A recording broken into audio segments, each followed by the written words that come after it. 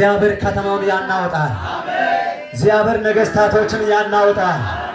እግዚአብሔር ኃያላኖችን ያናውጣል። እግዚአብሔር ባለጸጎችን ያናውጣል። እግዚአብሔር ፊት ነው የሚልህ ስትጸድቅ ነው የሚያየው። አሜን አሜን።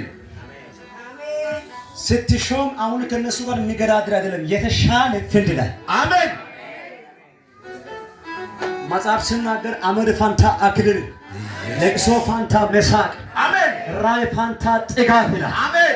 የተራበ ሰው ነው ጥጋብን ሲጠግብ ነው ጠገብኩ የሚለው። አሜን። ጠግቦ የሚኖር ሰው ጥጋብ አይገባምና ዘንድሮ እግዚአብሔር የምድረ በዳ ኑሮን ያበቃቸዋል።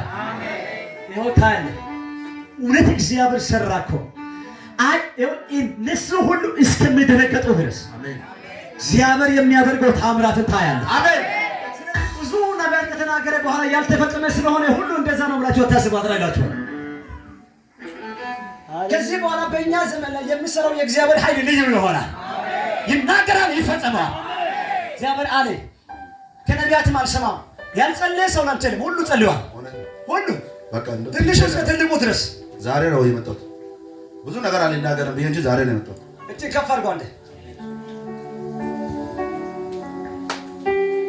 ቢዘገይም በእርግጥ ይመጣል። ታገሱ። እሱ ግን አይዋሽም። እሱ ግን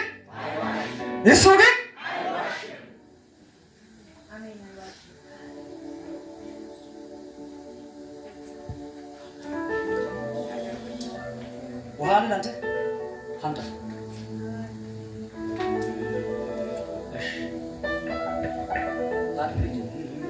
በኢየሱስ ስም አጠብኩኝ። ጌታ በኢየሱስ ክርስቶስ የመከራ የሐዘን